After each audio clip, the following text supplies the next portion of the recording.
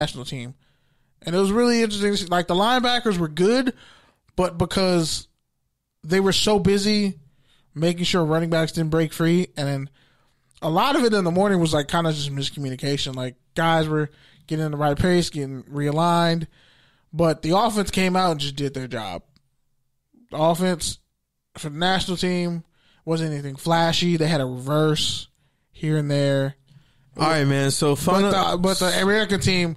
So wrapping it up, final note. What's your final note on the first day of open practices for the NFLPA game, and what are you looking forward to on Saturday? I'm looking forward to the American team kind of lighting it up.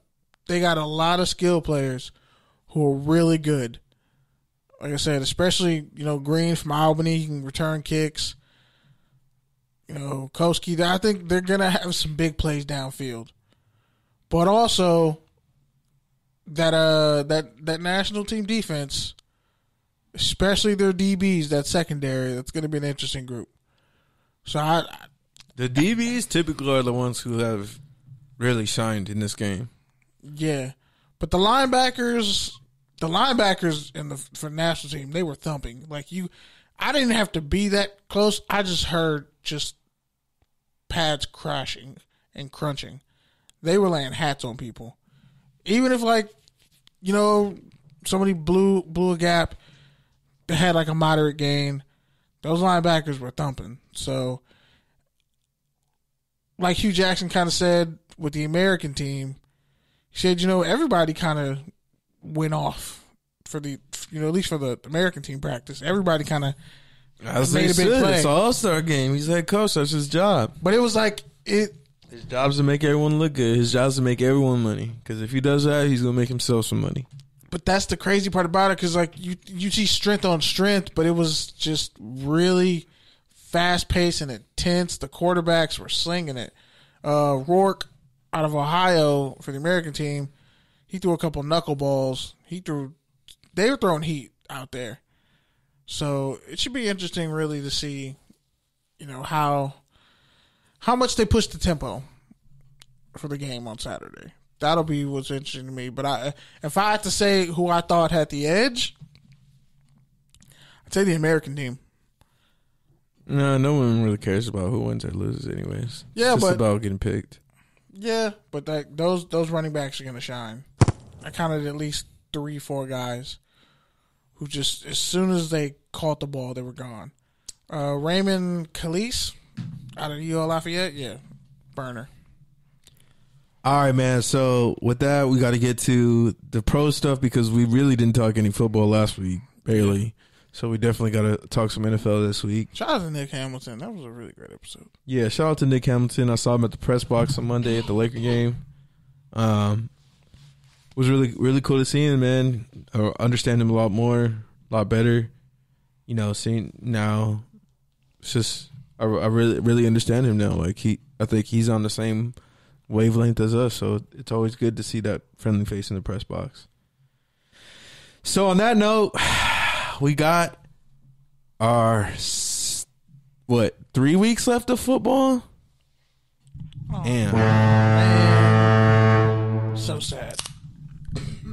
That's 3 more weeks of me cracking some brews open.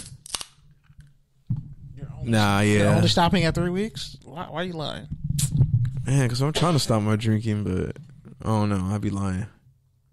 I'd be trying to stop everything. I'm self-destructive, but this ain't touchdowns of therapy. So, yeah, man, we already kind of talked a little bit about it, but as I said last week, how are you wings? It's really hard to put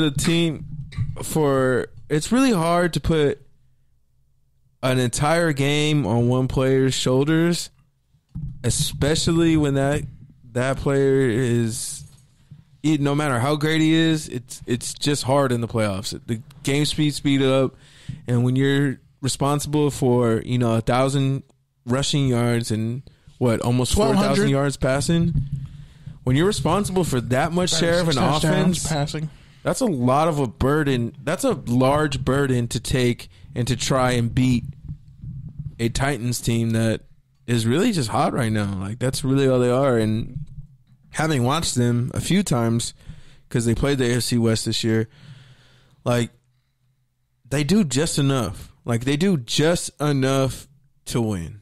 And so I don't know if they're going to be able to do that versus the Chiefs, but what I do know is that some of these guys beat the Chiefs 2 years ago, so I really don't think they're backing down from that, and that was with Mariota. So I really don't think they're going to be intimidated by the whole Arrowhead factor. Yes, that was a different QB, and yes, the defense was different, but the premise is the same. The mental toughness and the preparation is set for them to go into that game like they can win it, regardless of who they're playing. Whether or not they bring that together remains to be seen. I mean, I still feel like it's going to be the Chiefs out of the AFC. What do you think, Kenny? Yeah, I'm still going Chiefs. Tannehill went 7-14 for 88 yards last week. The Ravens just couldn't stop Derrick Henry. No one can really stop Derrick Henry. And the dude threw a touchdown. The Chiefs' run defense has been off and on. Run defense. It's like it's not about stopping Derrick Henry. I think it's more honestly about making sure those receivers don't make plays downfield. Yeah. Because Tannehill's good for a couple deep shots. Yep. You gotta totally make Ryan Tannehill win the game for you. And also, that Titans defense is scrappy. So you have like very little. This could easily be his one game. Yeah. This could easily be the game of Tannehill's career because he really hasn't had one. This playoffs for sure. And it'd be kind of. His last big game was probably like, I don't even know. I have to look at his stats, but yeah. Speaking of which, we need a fact checker. Hit us up. 22 touchdowns to like I think 10 interceptions or 8 interceptions. 70%. And Adam Gase tried to tell us him and Devontae Parker were trash. And he went to the Jets and made the Jets trash. Trying to tell me Sam Darnold. Yeah. Yeah, you saw that tweet too? Yeah. You trying to tell me Le'Veon Bell's trash? I think there's a common denominator, Adam Gase. So we got a consensus. We're all in on Pat Mahomes, the last black QB standing. We're all in on Andy Reid. Even though he has like pro George Zimmerman tweets. And we're all in on Andy Reid. Well, that's a class issue, but yeah. It's a we can get into that off air. That's more of that's what he did. Yeah, no. There's a lot there. There's a lot there. There's a lot to unpack. There's a lot to unpack there. Yeah, I don't really want to touch that iceberg this week. Maybe afterwards. Maybe if he wins the Super Bowl, we can have that conversation. Oh man, never mind. I'm not even gonna say. That's what I'm saying. Like, why are we doing this to ourselves? Because everybody else is. That's why I'm probably choked up. I'm like, I've been thinking about that all day. I don't know. Never mind. I'm not even gonna say nothing. Third rail. Just let him have his moment. I'm just gonna let him have his moment. That is a tale from the third rail that we will leave alone. Shout out to Brian Mancini. So we're all in on Andy Reid. We're all in on Mahomes. We're all in on Honey Badger. It'd be great. By the way, real game is gonna be the NFC. Imagine if the Texans had just re-signed Tyrann Mathieu. Yeah, for sure.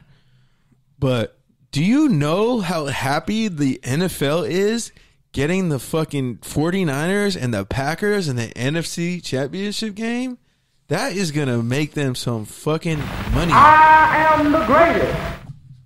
That is going to make them some coin. That's going to make their ratings go through the roof. You play to win the game. And make money. Indeed you do. But ultimately, I mean, you really can't. That might even be the Super Bowl, to be honest. I mean, no. Rodgers, well, I don't know. No. Yeah, you're right. It could go either way. It's still going to be a great game. Rodgers versus the defense of San Francisco. The running game versus the sleeper defense of the Packers has actually been playing a lot better this year. And then those corners and DBs are young, and they're only getting better. That's the weird thing about the Packers because the pass rush is fantastic. The Smith brothers. Pretty sure they heard everybody talking shit about them towards the back end of the season because they've just been quietly been 12-4, and everyone's been testing them, saying that they're not as great as their record indicates. And if you look at all these different advanced analytics, well, guess what? They're winning the games. And they have one of the best quarterbacks on the planet. And last time I checked, running backs in the league. And last time I checked, that's really all you need to win in this league. Like, you saw that meme that I shared a while ago. It was like Master Splinter when he was like in his prime, and then the young Teenage Mutant Ninja Turtles. It's like Aaron Rodgers most of his career, and now Aaron Rodgers is old, and you just see the Packers defense holding him up, and that's the Packers defense in the run game. Because the receivers haven't really made plays outside of Devontae Adams. But that's what I'm Jimmy saying. Graham, which, by the way, I don't think that was the first down, but I'm seeing. Yeah, me neither. I'm seeing it as like. This is kind of set up perfectly, like honestly, because it's like you have the 49ers who are the young, surprise, hot team on one side, and then you got Green Bay who's also kind of scrappy and young on defense, but they're led. young head coach. Yeah, exactly. And a young head coach, and they're led by a veteran QB, one of the best in the game. It will be the longest gap between Super Bowls since Elway. So there's a lot of storylines there if the Green Bay makes it. And even if San Francisco makes it, I mean, I don't think it'll be the same, but since they were the hottest team all year, they'll definitely still have a lot of, hype around them. I don't see the Titans making it just because how do you sell that Super Bowl? Yeah, you really can't unless it's going to come back to Tannehill. Unless it's the 49ers and it's just a all-out run. That's just the all-out slaughter fest. Both teams have 300 rushing yards. Like, nah, they're going to stack the box. They're going to average like 7 yards a carry. It's going to be insane. Don't forget, Green Bay, Kansas City, Super Bowl II rematch. They've been doing historic Super Bowl rematches, all NFL 100. Hashtag, is the NFL rigged? I don't really know. Wow. I wasn't expecting that one. Hey, man. And I like how we're calling a spade a spade. No, you are. We're calling a spade. I'm calling a spade a spade. I'm just saying they've been doing historic matches all season long for the NFL 100, and just coincidentally, they got the 49ers and Green Bay in the NFC title game. Is that why they keep screwing the Saints over? And now they're setting up for a Green Bay Kansas City Super Bowl. I mean, I just don't see it where the Titans make it. Like, what would be more surprising? Titans are the fly in the ointment. What would be more surprising to you? The 49ers lose the game, or Aaron Rodgers outright wins it? Just in the fourth quarter, takes over and they win. I mean, Kilo Witherspoon has been getting picked on since he came to the since Colorado. Chris Crocker, former NFL safety, has a real beef with that dude. Thinks he's soft. Like, you're not like Jimmy Ward's a good safety, which he should have always been a safety coming out of. Even though he's 5'8". He's not 5'8", bro. Stop being disrespectful. Google his height right now. He's not 5'8". But the issue with that situation is the pass rush is so good. 5'11", my bad. Yeah, disrespectful. He's 5'8" in Madden, but it's all good. What year? Like, he's not Carl Joseph in Madden. That's disrespectful. Don't do that to him. Go ahead, finish. He smacked the hell out of Finish your point. Yeah. He always could smack people. I'm not saying he's soft. I'm just saying, like, Quan Alexander. He'll get lost, though, too.